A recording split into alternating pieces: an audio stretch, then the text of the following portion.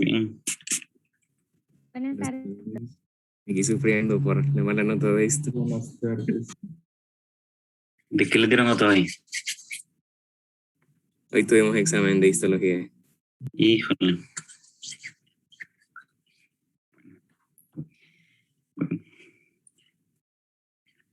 Bueno, hay que ir mejorando, ¿verdad? Parte de histología. Fue horrible. No les creo.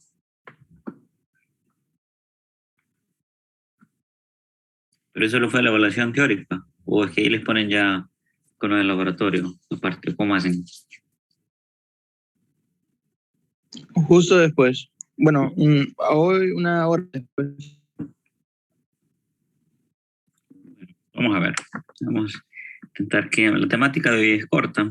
Bueno, pues espero. Entonces vamos a cambiar ese enfoque de histología y esperemos que les vaya mejor en el próximo. Bien. Vamos a hablar hoy del puente. Ya hicimos algunos comentarios sobre la médula oblongada o bulborraquídeo. Entonces vamos a la parte intermedia de esa estructura, de su tallo cerebral. Pues aquí en la teoría pues, nos orienta cómo es que él, cuando dice anterior, aquí está su cerebelo, anterior al cerebelo, pues iba a tener su puente. De esa forma tiene, pues si usted se lo imagina como una unión de estas dos estructuras, se le conoce así también como protuberancia o puente de Varolio. Es casi ya no se utiliza, pero también lo va a encontrar algún texto así. Va a tener pues inferior a su examencito. Entonces le decía que va a estar entre su mesencéfalo y su bulborraquídeo. Las medidas, pues más o menos 1 pulgada, que no es la gran cosa, pero es fundamental en cuanto a algunas estructuras internas. Tenemos dos límites, tanto de forma inferior como de su superior, entre el mesencéfalo y el mismo puente, intentando con la nomenclatura por esas dos estructuras, se le conoce como pedúnculo pontino. Pueden encontrarlo como pedúnculo mesencefálico. También el límite inferior, pues ya lo conocíamos, es el surco bulboprotuberancial o médulo pontino. ¿Okay? Veo una muestra anatómica. Estas fibras son las de su puente, ellas generalmente son fibras transversales, van de forma lateral. Aquí se ha disecado, por lo menos en la parte izquierda, y lo que usted observa son las fibras que van descendiendo desde pues la corteza, corona radiada, cápsula interna, llega al mesencéfalo y pasa hacia el puente. Estas fibras pues van a entrecruzarse con estas otras, algunas van a hacer sinapsis en estos puntos, cualquier lugar aquí de la protuberancia, y otras van descendiendo. Esas que llegan hasta este punto pues se les conoce como córtico nucleares, las que hacen su relevo en este punto. Y después se pueden ir por el pedúnculo, algunas irse contralateralmente o ipsilateralmente por el pedúnculo cerebeloso medio. Ya vamos a ver esas imágenes en otros ángulos, hasta alcanzar pues su estructura final, que es la corteza cerebelosa. Así nos va a servir como algunas formas de comunicación entre la corteza y el cerebelo, o más profundamente pues con la formación reticular o algunos otros fascículos que ya hemos visto de forma descendente. Bien, aquí está el surco bulboprotuberancial. Tiene las pirámides, aquí está más evidente, pirámide derecha, sigue descendiendo, ya forma disecada, tiene ahí solo las fibras corticoespinales. Aquí en este caso vienen juntas tanto el fascículo corticoespinal lateral como el anterior, allá se van a decursar un poco más abajo, inferiormente. Bueno, siempre vamos a evaluar su puente por los diferentes, cuáles son las estructuras identificables en la cara anterior, en la posterior o dorsal y en las laterales. Aquí son menos los eventos o las estructuras o los componentes. Muy bien. En la cara anterior, ¿qué podemos destacar? Bueno, lo primero que les menciona es sobre el pedúnculo cerebeloso medio. Pues, va a ser identificable en este punto. Estas fibras son fibras transversas continuas y una vez que van haciendo esa confluencia hasta este nivel, aquí donde forman ese pedúnculo cerebeloso medio. Recuerde que por la cara dorsal también es observable, pero el objetivo es que alcance a su cerebelo. En la línea media anterior, recuerda que usted tiene aquí el surco medio anterior de su médula oblongada, el surco bulboprotuberancial y tiene aquí como una depresión, como un surco. Pues a ese se le conoce como surco basilar y su nombre viene porque ahí descansa la arteria basilar que viene formada de las vertebrales, una que viene de cada lado, que cuando se unen forma la basilar. Esa está directamente y esa posición de descansar sobre el puente pues hace esa depresión, ese surco y toma su nombre. ¿Qué otra estructura es identificable? Bueno, lateralmente, prácticamente la división entre la cara anterior y lateral tiene esta estructura, que es un par craneal. Este es un par craneal mixto, es el quinto par, es el trigémino, tiene sus dos componentes. Una que es la parte sensitiva y otra que es la parte motora, para los músculos de la masticación, etc. Vamos a ver más adelante.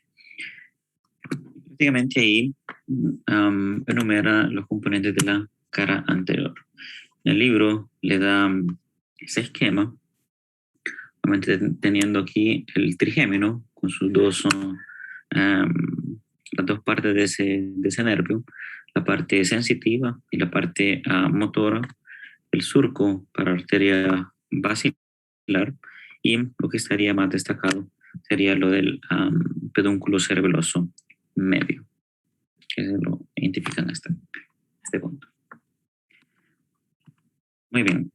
Vámonos a la región posterior. ¿Qué puede usted identificar ahí? Bueno, ya usted pues más o menos ha identificado estas estructuras, que todo esto para acá es médula oblongada o bulbo raquídeo. Veamos cómo andamos. Si colocamos una identificación en ese punto, ¿cómo le denomina usted esa estructura? Tubérculo grácil. Tubérculo grácil, ajá, correcto. Este de aquí. El tubérculo cuneiforme. Cuneiforme, eso lo estamos viendo en la región extraventricular. Si yo le señalo solo esta estructura,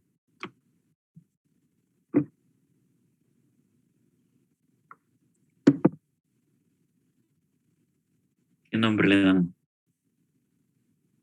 Que ya va formando parte del techo del cuarto ventrículo.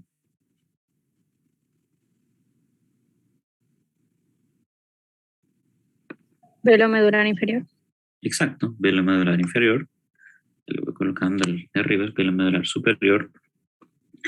Y el límite entre la médula oblongada y pues el puente, tenemos estas fibras. ¿Cómo se le denomina a ellas? Estrías medulares. Estrías medulares. Voy a limpiar ahí. Aquí le aparecen unas protuberancias que tienen una más inferior y esa corresponde a qué par craneal.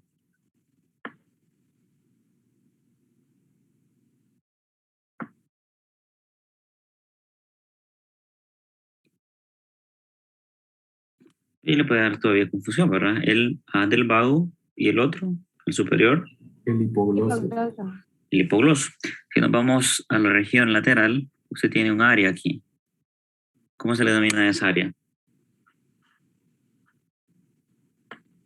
ángulo, no sé de qué. Casi. La estructura. Hay un ángulo aquí que se llama punto cerveloso. Bueno, no es un espacio virtual. Tendría que colocarle en una cara anterolateral e indicarle ese espacio para Área identificar vestibular. área vestibular. Entonces, vamos a hacer, ahí ya identificó en la cara dorsal la estructura de su médula oblongada o bulbo raquídeo. Vamos ahora a las regiones del puente, todo lo superior, arriba de las estrías medulares. Pues bien, usted está observando aquí como una prominencia, una estructura aquí y otra estructura aquí. A esa se le conoce como colículo facial o eminencia teres. Nuevamente tiene relación, así como se asoció en el corte que decíamos aquí, tenía estructuras internas relacionadas al núcleo del hipogloso o del pago. Entonces, por eso toma su nombre en esta estructura como colículo facial. Son dos protuberancias que pueden tomar esos dos nombres. Ya veremos algunas diferencias en cuanto al corte o a la configuración interna. Porque aquí le dice formada por la raíz del séptimo par al rodear el núcleo del sexto. Eso me lo va a comprender cuando veamos la configuración interna. Es decir, que están como en forma conjunta. Pero quien pasa ahí son las fibras del séptimo par, del facial, por eso toma su nombre como colículo facial. Lateralmente, si nos vamos acá a esta estructura, se le conoce también como área vestibular. Entonces usted va a tener que ser un poco más específico y definirme área vestibular de la médula oblongada, o si quiere decir área vestibular vulvar o área vestibular pontina. Yo ya me voy a ubicar que está en la región posterior y haciendo esos límites por las estrías, obviamente, estrías medulares. Muy bien. ¿Qué más podemos, vamos identificando cada una de esas estructuras? Nuevamente en el libro, aquí se nota un poco más, por lo menos el relieve. Se nota un poco más el relieve de esas protuberancias, de los colículos, los denominados colículos faciales. Tiene la estructura del área vestibular. Aquí siempre continuamos con el surco medio posterior, solo que a la estructura que está lateralmente al surco medio posterior, estoy refiriendo, quería hacerlo inclinado a esto aquí, hasta llegar al colículo, uno de cada lado, esa estructura aquí, pues se le conoce como eminencia media. ¿Qué le parece aquí? Volvamos aquí, sería prácticamente que está más resaltada, eso aquí, una de cada lado. Lateral a cada surco medio posterior tiene su eminencia media. Usted está observando otra línea, otro surco lateral a la eminencia media, ya se le conoce pues como surco limitante. No tuvieron más creatividad, entonces lo colocaron que limitan, surco limitante. Entonces son otras partes que puede ir identificando. De la parte más inferior, el colículo facial tiene el surco medio posterior, el surco limitante, la eminencia media, pero vea que aquí hacemos como una separación entre las estructuras de las áreas vestibulares y aquí se va a extender otra parte, más en la región superior lateral y cercano al vértice del velo medular superior, que eso se le conoce como, lo voy a limpiar eso ahí, sustancia ferruginosa. Esto se puede extender prácticamente en todo el vértice y hacer una extensión aquí lateral. Esa está denominada sustancia ferruginosa. ¿Por qué así? Porque cuando se le hace una histología, pues son neuronas altamente pigmentadas en hierro. Entonces son más una tensión color rojizo, y funcionalmente estas estructuras de la sustancia ferruginosa o denominado locus ceruleus, que vamos a ver más adelante, ella se encarga de la producción predominantemente de noradrenalina o norepinefrina, porque esos son sinónimos. Ese neurotransmisor que le sirve pues para mantenerlo en estado de alerta, es un excitatorio para si hay pues exceso, puede tener insomnio, si hay mucha deficiencia, puede tener pues somnolencia o trastornos del sueño. Más o menos, obviamente, en cualquier sistema de activación del sistema simpático, ahí va a tener una liberación o activación de esa sustancia ferruginosa y se la va a encontrar siempre más lateralizada, pero puede alcanzar el vértice. ¿Okay? Sustancia ferruginosa. Lateralmente, lo que va a observar ya siempre en la región superior, ahí va a tener el pedúnculo cerebeloso superior. Recuerde que unas fibras que venían de la médula oblongada forman el pedúnculo cerebeloso inferior, pero las fibras que vienen de la parte anterior, como de la región más ventral de su puente, son las que van a conformar su pedúnculo cerebeloso medio, este que está aquí. Entonces se hace prácticamente la separación. Predominantemente en la médula oblongada tiene fibras del pedúnculo cerebeloso inferior. En la región posterior y superior del puente, ahí tiene fibras que va a ser el límite lateral del pedúnculo cerebeloso superior, y las que vienen de la línea anterior, todas esas fibras transversas que van a hacer confluencia más o menos en estos puntos, van a denominarse pedúnculo cerebeloso medio. ¿Okay? Esas son las estructuras que podría ir identificando en la región posterior. Ahí va a tener algunas diapositivas en donde nuevamente le destaca el surco medio. Bueno, lógicamente, posterior tiene la eminencia media, que está refiriendo a esta estructura, y el otro que está intentando señalar aquí es el surco limitante. ¿Okay? En el límite superior tiene el velo medular, obviamente superior. Es importante que lo coloque porque si usted lo identifica es velo medular. Sí, yo por lógica sé en la imagen, ¿verdad? Pero recuerde que hay un velo medular superior y otro inferior. Así que técnicamente tiene que colocarlo. Lateralmente, ya le definía que tiene los pedúnculos cerebelosos superiores, y el límite inferior, en esta cara posterior de su puente, está determinado por las estrías medulares. Recordemos que esas estrías medulares son unas fibras que también pueden penetrar desde la región anterior del puente e irse medialmente y después salir por aquí y después irse hacia el cerebelo. ¿Okay? Entonces por eso participan más en una función motora o de control del movimiento. Muy bien. Entonces, cuando usted haga su ejercicio, ve aquí el límite entre lo que es su bulbo raquídeo, médula oblongada inferiormente, la protuberancia. ¿Cómo le denomina a estos puntos rojos ahí? Yo le colocara eso como un ejercicio. Folículo facial. Folículo facial. Esa estructura ahí, denominada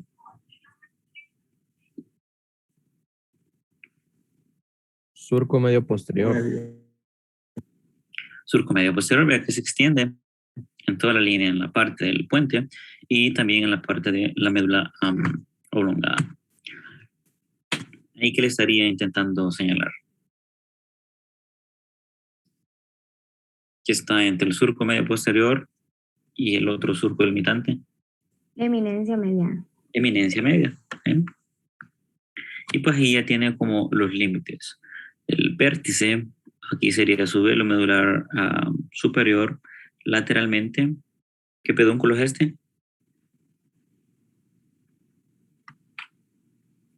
Superior. Pedúnculo cerebeloso superior, y ya inferiormente pues no tan lineales, ¿verdad? Pero tienen las estrías medulares. Prácticamente lo definió. En la cara lateral, pues ahí solo va a observar nuevamente la emergencia aparente del trigémino y el pedúnculo cerebeloso medio, formado por esas fibras que vienen de la región anterior. Para que esta es la visión, pues, posterior. Es lo único identificable ahí en su cara lateral. Y ahí viene la parte que más le gusta, pues la configuración interna y ver la histología de esta estructura. Pero de forma esquemática es un poco más simple. Algunas situaciones a destacar. Bueno, vamos a tener dos niveles de corte. Recuerde que la médula oblongada la hicimos hasta en 4 cortes. Aquí pues ya van disminuyendo, únicamente vamos a hacer 2. Pero algunos, de forma más técnica y clínica, hacen una división de las estructuras en el puente y trazan una línea por esta estructura, que ya veremos qué es. A eso se le denomina como cuerpo trapezoide. Y definen las regiones o estructuras que están posterior a ella y ventral a la misma, en términos de identificación o de nomenclatura. A una parte que está posterior la denominan como tegmento y obviamente a la parte anterior como basal. Son términos solo de orientación, por si está leyendo en un texto. Es decir, en la región basal se encuentran pues los núcleos nucleares allá a nivel del puente, que se va a ubicar para enfrente, o en la región dorsal. Pero el objetivo es identificar cada una de estas estructuras, que van a ser similar a lo que hicimos con la médula oblongada. Muy bien, en ese corte transversal, los niveles a donde vamos a trazar esa línea son 2. Uno va a ser trazándola horizontalmente, alcanzando la emergencia aparente de los trigéminos, uno a cada lado. Y el otro va a ser inferiormente, pero orientándonos por donde se encuentra el colículo facial. Para eso, pues, tenemos que irnos atrás y ver esa línea va a estar trazada en este punto. Lógico, usted puede hacer cortes en cualquier parte de su tallo encefálico, solo que para identificación de estructuras relevantes clínicamente se hacen esos 2 niveles de identificación. ¿Okay? Uno en el colículo y otro en la región anterior de la porción de los 14 horas de los trigémenos. ¿Okay? Pero ¿qué podemos observar? Tenemos el corte inferior, vea que hay ciertas diferencias. Hay menos estructuras en el corte superior cuando lo comparamos con el inferior. Pero vamos a la identificación de las mismas. Aquí igual en su libro pues tiene cada uno de estos esquemas. ¿Cuál sería lo nuevo agregar de las estructuras que hemos visto previamente? Tiene un denominado cuerpo trapezoide. Inicialmente esto era por la configuración de un trapecio, esa figura geométrica, pero se refiere únicamente a este punto.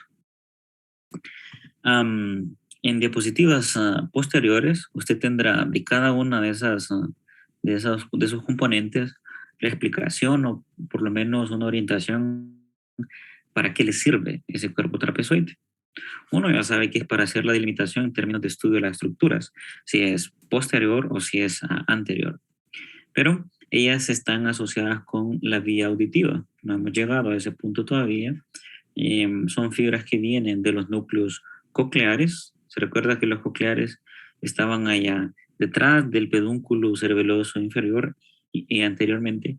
De ahí nacen unas fibras que vienen estimuladas por el nervio, el componente coclear del octavo par, y van a ascender y llegar y intentar cruzar la línea media. Pues a ese punto de intersección, ahí se le conoce como cuerpo trapezoide. Toda esa explicación era para decirle a dónde llegan. Obviamente después se cruzan y van a seguir como otro lemnisco, porque ya vienen de fibras del núcleo coclear anterior y del posterior. Ya son orígenes diferentes, pero mismo trayecto y misma función, ahí forman el lemnisco lateral. Eso lo vamos a ver más adelante. Entonces ahí tiene su cuerpo trapezoide. No confunda estas fibras con esta estructura verde que está al fondo. Esa estructura verde es su lemnisco medial. ¿Quiénes le están formando el lemnisco medial? Este ya lo conoce. ¿Quiénes lo conforman? Los tractos córticos espinotalámicos lateral y anterior. Ajá, espinotalámico, lateral y anterior. ¿Están de acuerdo con Kevin? Sí, sí, sí. Y había otro también. Ajá. Y Judith, ¿de acuerdo? Sí, me acuerdo que había otro, pero no exactamente cuál era. Ujú. El espinotectal. Entonces, vean, ahí hay dos, ven cómo el cerebro le introduce como información, como está estudiado tanto histología y vienen, se mezclan, ¿verdad? Pero tenemos el lemnisco espinal, que es al que se está refiriendo Kevin.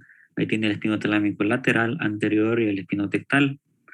Y el lemnisco medial, si no es ese, por descarte, ¿de dónde estaba el otro lemnisco que viene por la línea media? ¿Qué otras fibras le quedan para formarlo? Que le transmite información propioceptiva, muscular, articular, pero consciente. Los núcleos olivares. No. Fascículo de Gracil. Cuando grácil y cuneiforme emiten las... ¿Cuál es el...? Ahí tienen el núcleo, grácil y cuneiforme. ¿Qué fibras emiten ellos para la vía esa ascendente?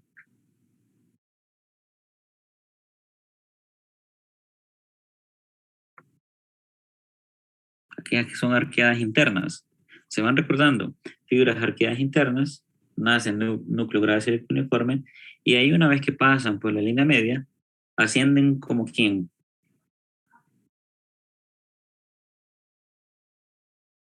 Como el lemnisco medial, para aclarar esa situación. ¿Okay? Entonces tenemos hasta el momento 3 lemniscos.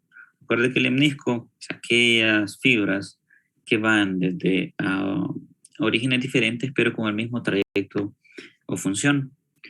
El lemnisco espinal, ahí se estaba conformado por aquellos 3, espino talámico lateral, anterior y espinotectal, y el medial viene por las fibras que nacen del núcleo grácil y cuneiforme a través de las fibras arqueadas internas y ascienden. ¿Cómo? Cruzan la línea media y se van como lemnisco medial. Claro ese punto, ¿verdad? Sí, sí, sí. Sí. Perfecto, excelente. Bueno, entonces yo lo que le digo es que no confunda esa estructura del cuerpo trapezoide con esa, no es que van juntos, porque ahí parece que estuvieran unidos, pero no, el lemnisco medial es una cosa y de ese cuerpo trapezoide van a emerger otras de la vía auditiva que va a ser el lemnisco lateral. Veremos más adelante. Voy a ir limpiando aquí esto. Fascículo longitudinal medial. Este es el que se encuentra en este punto, como esa V allá posteriormente. Ve que usted es capaz de identificar esta prominencia aquí atrás, porque el corte inferior es a nivel del colículo facial. ¿Okay? En la línea media, por el surco medio posterior, usted tiene unas fibras que van a ir ascendiendo. Recuerde que en los cortes de la médula oblongada íbamos observando ese fascículo longitudinal medial. Ese se va a ir posteriorizando, siempre va por la línea media, pero posteriorizándose. Él se encarga, este fascículo, de la integración de alguna información tanto vestibular como también de los movimientos oculares. Y esos movimientos oculares están coordinados por algunos pares craneales. Motor ocular común, por el patético, otro claro y por el abducen. Todos esos movimientos que usted hace por un lado, para arriba, para abajo, etcétera, están coordinados en cierta parte por este fascículo, por el fascículo longitudinal medial. ¿Okay? Entonces ese otro ya lo habíamos por lo menos hecho la introducción previamente. Ya identificó externamente el colículo facial. Aquí es donde viene, ¿por qué es que le llamamos colículo facial? Si yo le señalo este punto aquí, únicamente esa estructura de una de cada lado, anterior y lateral a ese fascículo longitudinal medial. De ahí nace el sexto par. Si usted sigue la línea, ve que está de forma medial, esas fibras, y después va a tener otro nervio que emite una fibra pero alrededor de ese sexto par. ¿Se recuerda en el surco bulbo protuberancial? Que llamas en el límite entre la médula prolongada y el puente. Los nervios o estos pares craneales iban el sexto, 7 y ya más lateralmente el vestíbulo coclear o el octavo. Pero como las fibras que están haciendo este borde aquí son las del séptimo, obviamente que hay una serie de neuronas haciendo esa prominencia allá para atrás. Por eso se le denominó como colículo facial y no colículo del abducens, aunque tiene profundamente aquí, un poco más anterior a las fibras, al sexto par, al núcleo del sexto par. Ahí es la diferencia. Entonces, núcleo del abducens, núcleo del facial. Y aquí saliendo, ¿verdad? Si se le coloca una identificación a estos puntos, usted lo va a tener que denominar como núcleo, ¿ok? Ya cuando están aquí afuera, ya son nervios. A eso uno lo denomina como el origen real, a estos puntos, y a esto como origen aparente, por donde se observan en la visión macroscópica de su tallo encefálico. Muy bien, ¿qué otras estructuras podemos denominar? Vámonos a... ya tiene ese gran agujero aquí, y el único ventrículo que tiene ahí es el cuarto ventrículo, solo que ya en la región pontina. Lateralmente se recuerda aquella imagen, pues eran fibras de un pedúnculo y el pedúnculo cerebeloso superior. Aquí integra esa visión macroscópica con la interna para que se vaya orientando. Yo le voy a colocar esto, pero sin ninguna cosa. Ahora usted va a tener que definir si eso es el corte inferior o es el corte superior. Obviamente, lo va a ver aquí, después lo va a ver en cada canal, se le tiene que quedar. Muy bien. Entonces, el pedúnculo cerebeloso superior, tenemos algunas fibras que se ven más internamente, porque esas ascienden y después se van para, predominantemente allá a la región dorsal, allá su cerebelo, el pedúnculo cerebeloso inferior. Lateral a ese colículo, fue que tenía el área vestibular. Entonces, se lo denomina como núcleo vestibular. Si se va anteriormente a esa estructura, tiene dos puntos aquí. Uno, recuerde que los componentes así en negro en estos esquemas son más o motores eferentes o del sistema autónomo, de forma también simpática. Aquí tiene conjuntamente, están separados obviamente, pero tiene algunas porciones de el nervio espinal del trigémino. Tiene el fascículo y el núcleo. Recuerde que este quinto par craneal, él se extiende a lo largo de todo su tallo encefálico, solo que en algunas regiones va a ser más evidente que en otras. Aquí, y es bueno ir haciendo esas diferencias. Allá cuando estábamos en la médula oblongada, tenemos una parte que es espinal. Aquí todavía va siendo espinal, pero cuando vamos al corte superior, ahí tenemos que cambiar el nombre. Y es el núcleo principal del trigémino, ¿okay? Porque vamos a tener otro en el mesencéfalo. Aquí tiene el núcleo, todavía espinal, son los que va ascendiendo para conformar el principal, y siempre algunas fibras del trigémino. Por eso se lo denomina como fascículo espinal. Allá al fondo, no sé si ve eso como sucio, pues es su formación reticular. ¿Para qué dijimos que le servía su formación reticular? ¿Qué idea se le formó de esa estructura?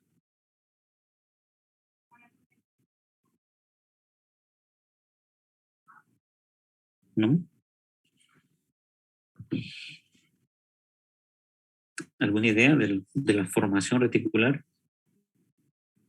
En general, ¿verdad? No me acuerdo bien, pero era el de los movimientos finos, algo así, para ese tracto reticular. Ajá. Muy bien. No, esos son más los descendentes córtico-espinales. La formación reticular le sirve a usted para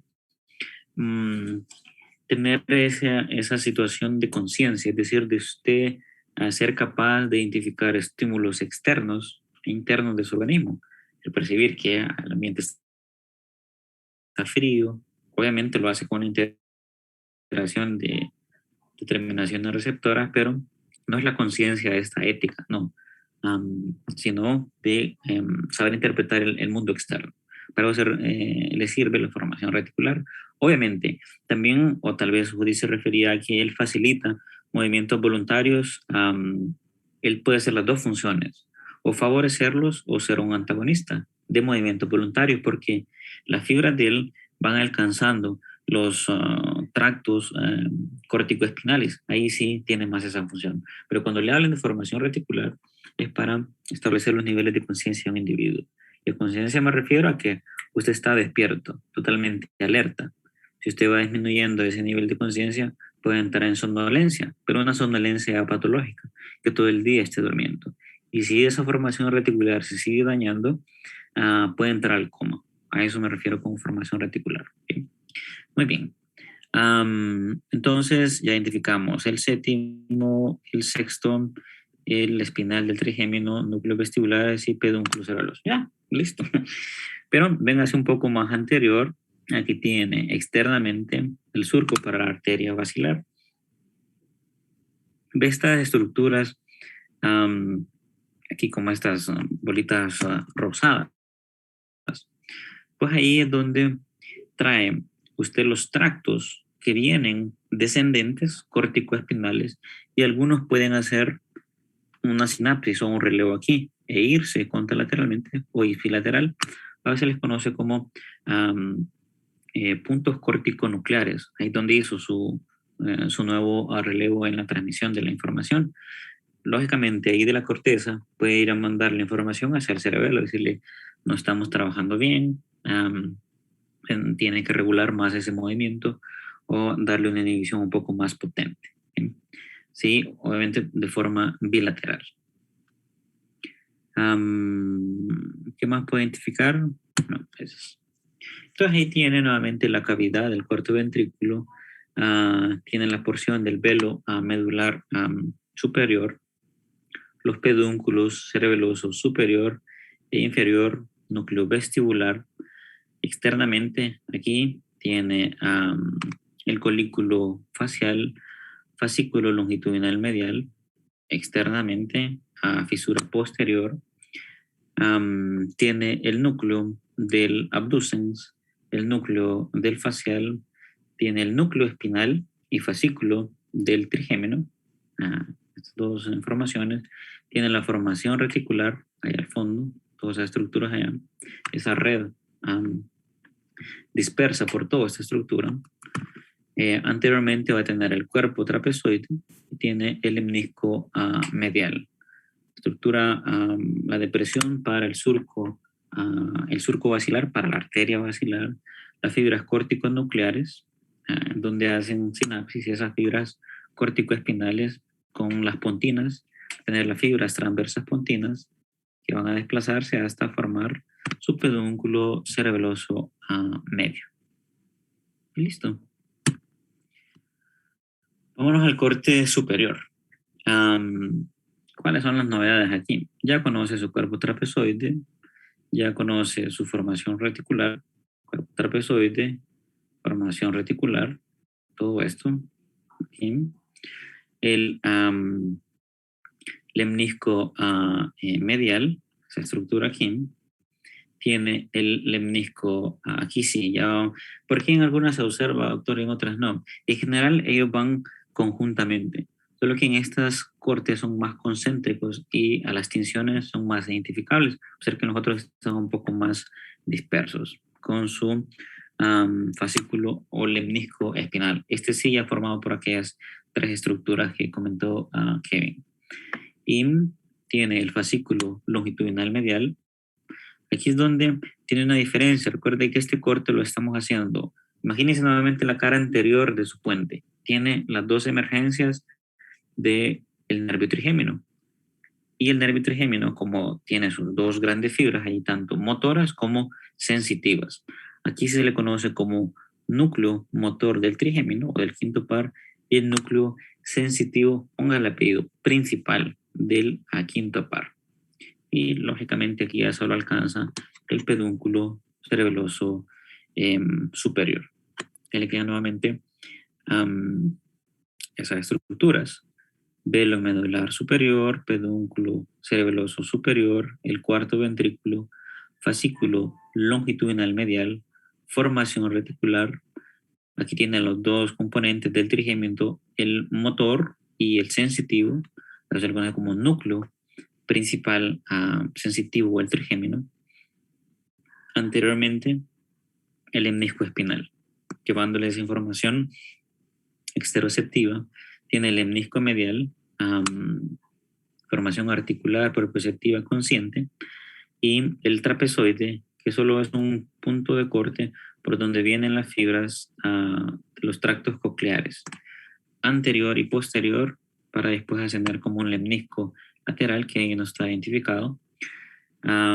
Tenemos las fibras pontinas transversas, y estos puntos que son en ambos lados de las fibras que vienen descendiendo córtico-espinales, y puede hacer sinapsis cada una de ellas y después irse en este sentido o de forma contralateral.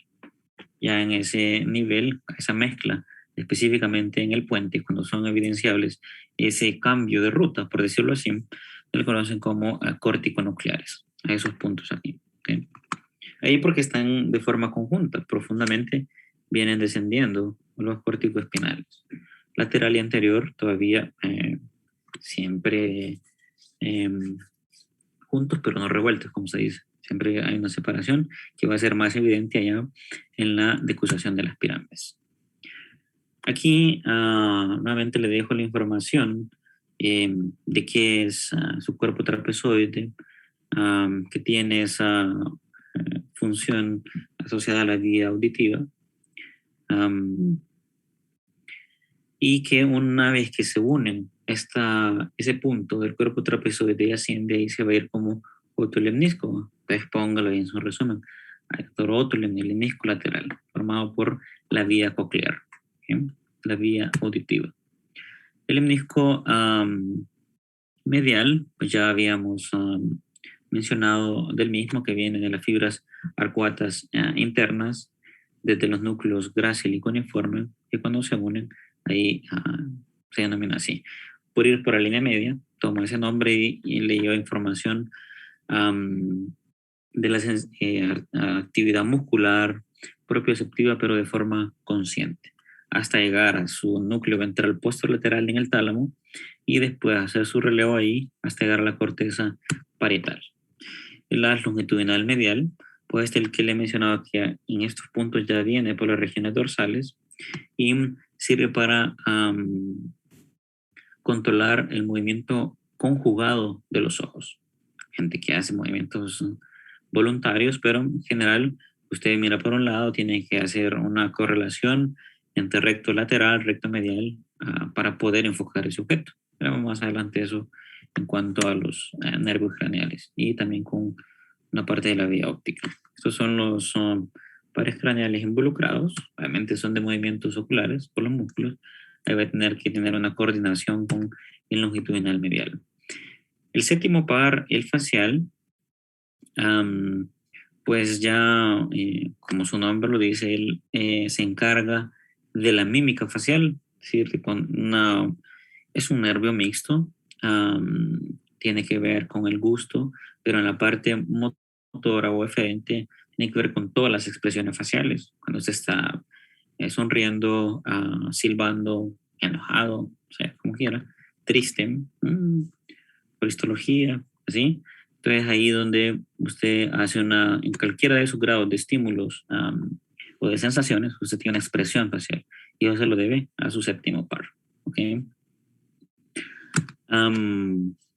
¿Qué más? El sexto par, pues, obviamente recto lateral, sirve para ese movimiento hacia afuera, esa coordinación. Ahí va a intervenir, pues, alguna información con el longitudinal medial que trae para este punto. Por eso que está, vea que cuando va ascendiendo, nosotros aquí solo estamos identificando el punto. Ya el nivel de conectividad de cada una de esas estructuras es otro asunto. ¿Okay? Pero por esa cercanía puede tener una interrelación. Núcleo espinal del trigémino siempre es información esteroceptiva, tacto, dolor, temperatura, pero de la cara. ¿Okay? Hay algunas enfermedades propias de este nervio que es dolor muy intenso. Aquí como le menciona, se recuerda que en la médula espinal, el punto donde se percibe toda esa información, tacto, dolor y temperatura, es la sustancia gelatinosa. Pues se piensa que es una continuación de ese núcleo espinal del trigémino, o viceversa, ¿verdad? De la sustancia gelatinosa, una extensión hacia esa porción del quinto par. El motor, pues como es un nervio mixto, ahí vamos a ver que hay algunas contribuciones para las ramas maxilar y mandibular en términos de masticación y movilización de esta articulación. Eso lo vamos a ver más adelante. Obviamente la porción basilar para esa arteria importante, que solo es el espacio por donde va a servir como un soporte para que descanse ahí esa arteria. Nuevamente lo invito a que pues dé una lectura a ese resumen. Cuanto a los niveles, las cavidades, los núcleos, ellos los dividen como fascículos motores y fascículos sensitivos. Eso va a tener más sentido cuando esté con el esquema y ahí interpretando esa información. Una situación en donde nos serviría todo esto que hemos discutido, el síndrome de Miller-Gubler. Vean que aquí lo que sucede es que se van a encontrar lesionadas o con deficiencia fibras tanto del sexto par como de su nervio facial y el tracto córtico espinal. ¿Okay? Ya el tracto córtico espinal usted se lo puede ir imaginando, porque ese ya sabe usted la función. ¿Cuáles serían algunas manifestaciones que el paciente pues tendría? Vea que va a haber una parálisis de estos dos nervios, por lo menos de una porción ipsilateral. Por eso le dice parálisis facial homolateral o ipsilateral, es decir, del mismo lado de la lesión. Esa generalmente es un poco más anteriorizada, esa lesión. Por ahí donde van a... Recuerde que usted tiene el origen real de cada uno, del sexto y del facial, pero las fibras pasan por este punto. Siempre la mayoría va a ser por un isquema, es decir, falta de irrigación a esas estructuras. Y vean que le va a dar una parálisis de su cuerpo contralateral, tanto los miembros superiores como inferiores. En este caso, ¿por qué usted se imagina que tendría esa parálisis contralateral de su cuerpo? ¿Qué es lo que está dañado? Si estoy haciendo una lesión más o menos en este punto, isquémica.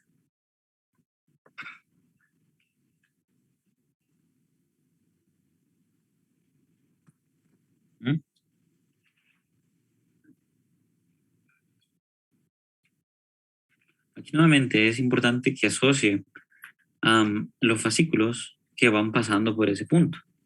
No se le está hablando nada sensitivo, aunque puede llegarse afectado dependiendo de la extensión de la lesión.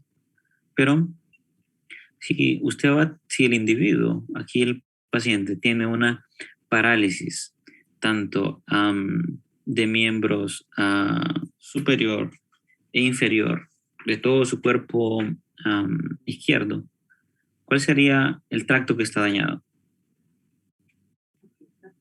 El córtico espinal.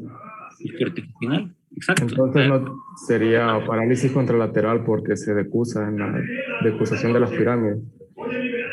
Exacto, no ha llegado hacia la médula oblongada para la decusación.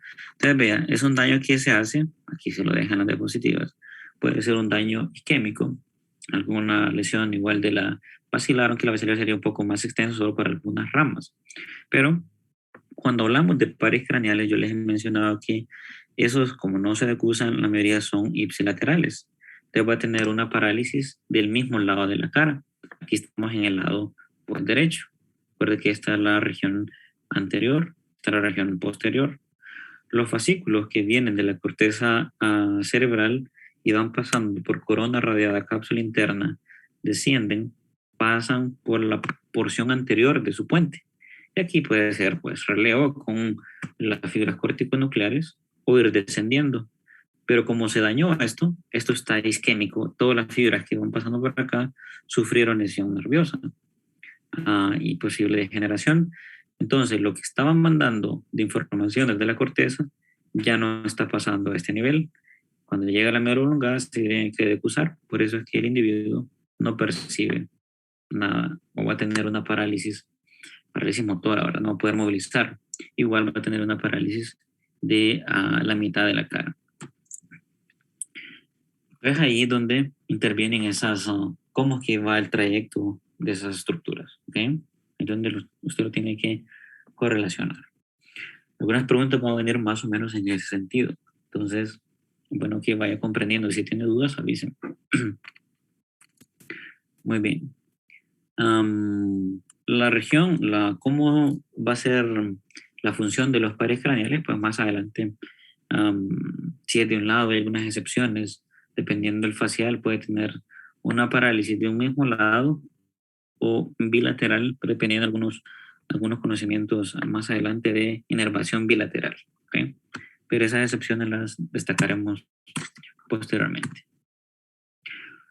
Esto era para una tarea, pero se me olvidó dárselos. ¿Usted ha escuchado o ha visto por alguna serie, una película, cuando un individuo está con sospecha de muerte encefálica? Es decir, está en estado vegetativo. ¿Por qué le llaman vegetativo? Porque no se mueve. Él está respirando, pero puede ser que con un ventilador mecánico está con un soporte solo ventilatorio, con máquinas. Y eso le permite sobrevivir. Hay gente que ha estado en coma y pues tienen las posibilidades y pues, se han recuperado, probablemente quedan con algunas secuelas, otros no. Pero la mayoría, si tiene un buen soporte, va a mantener sus tejidos. Pero cuando un paciente dice, pues yo creo que si le quitamos el ventilador, pues, fallece. Entonces hay que hacer ciertas pruebas y determinar que ese paciente pues está en muerte encefálica. ¿A qué me refiero con eso?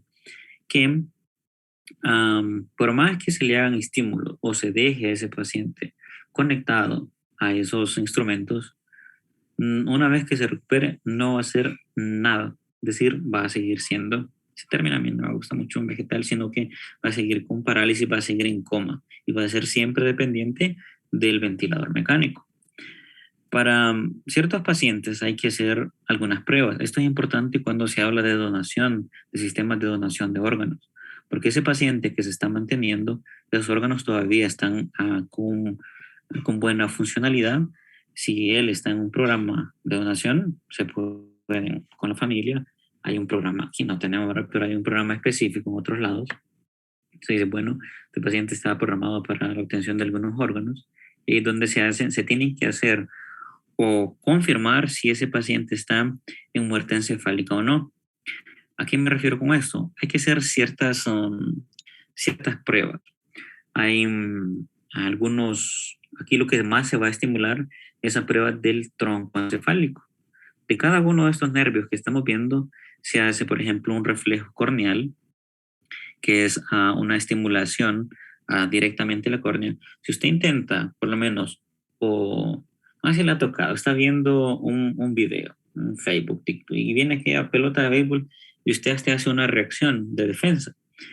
Imagínese cuando usted lo tiene de forma real, solo con intentar hacerse usted mismo un golpe, tiene esa protección. Ahí está el reflejo corneal. Un paciente obviamente con sospecha él está en coma, el paciente tiene que estar en coma, es decir, no reacciona a estímulos, ni responde al dolor. Se le hace el reflejo corneal. Vamos a ver más adelante algunos ejemplos con los pares craneales. ¿Pero qué significa eso? Es hacerle un roce con un algodón o algo en la córnea y el paciente tendría que hacer alguna reacción. Si eso está negativo, hay que decir que el tallo no está respondiendo a esos estímulos, pero ese es uno de los tantos. Hay que colocarle una luz y ver si hay alguna modificación del tamaño, si hay miosis o si hay midriasis, si hay dilatación o contracción de la pupila. Si la pupila está dilatada y no reacciona al cambio de luz, pues te dice, pues el paciente no tiene reacción del tercer par craneal.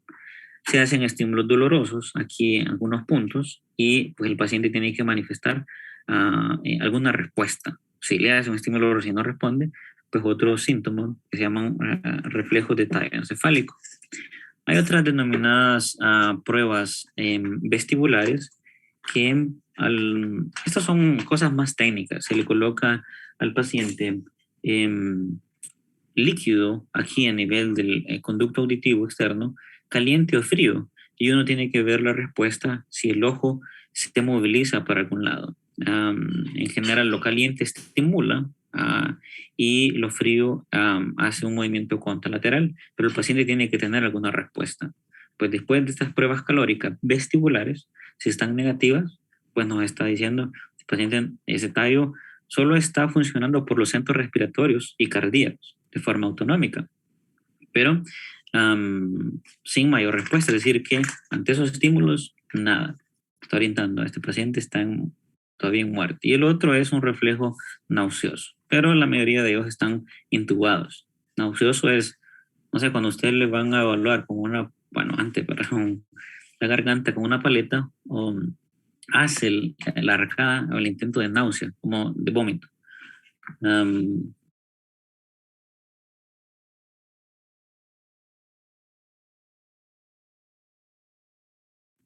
Muy bien, entonces tiene ese reflejo nauseoso, esa estimulación de glosofaringio y sobre todo de vago.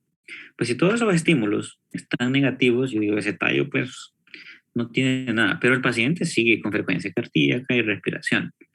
Ahí vienen otras pruebas, hay que hacerle un electroencefalograma para, se recuerda que el estudio que le medía la actividad cerebral. Yo tengo que ver qué tanto es la amplitud de esa actividad eléctrica. Si es menor de 2 microvoltios y yo le hago estímulos para ver si hay cambios en la actividad eléctrica, pues yo sospecho que este paciente está en muerte. Ya todo nos está llevando a que el paciente no responde. Ahora, si alguno de estos estímulos son positivos, ese paciente no se puede desconectar porque todavía tiene un chance, aunque mínimo, pero una probabilidad de, si sale, tener algún grado de respuesta. ¿Qué tanto? No se sabe, dependiendo de las lesiones, dependiendo cómo está la corteza cerebral. Pero hay otra prueba, que esta era la tarea que les iba a dejar,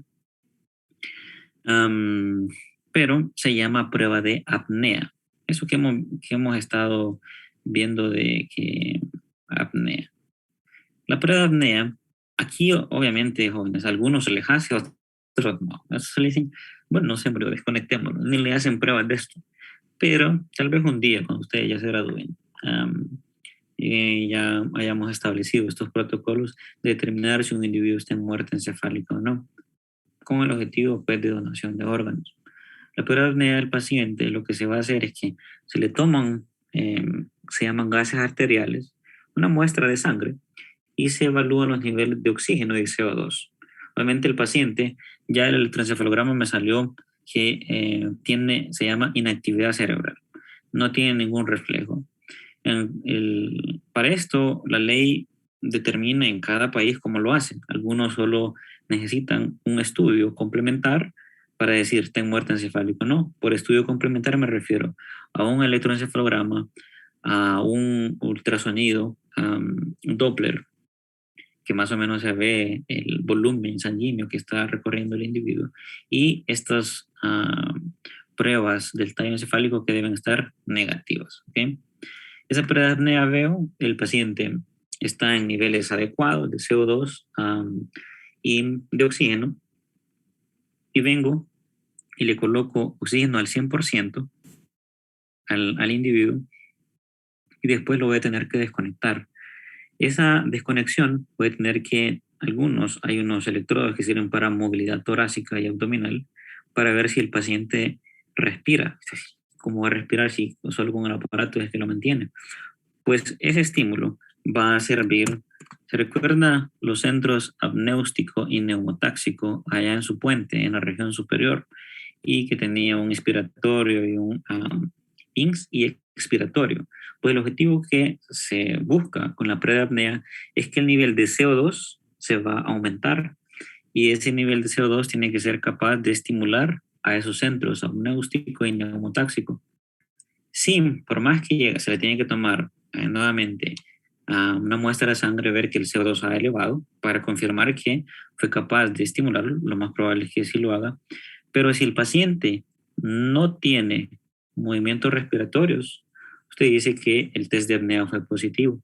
Eso nos orienta a decir que ese paciente ya no tiene probabilidad de si sobrevive a alguna chance de recuperación. Todo eso que les expliqué es para llegar hasta este nivel, hasta ese punto en el tallo de la estimulación. ¿Claro con esa situación? Sí. Excelente. Muy bien, entonces vamos a quedarnos por acá, jóvenes. Vamos a seguir mañana con la última parte. No sé si tienen alguna pregunta, lógicamente. La parte de mesencéfalo.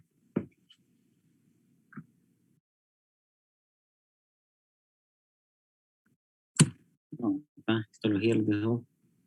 Muy bien, jóvenes, descansen. Nos encontramos mañana a la 1:30. Gracias, doctor. Bueno, hasta Gracias. mañana. Doctor, feliz día. Igualmente. Gracias, doctor.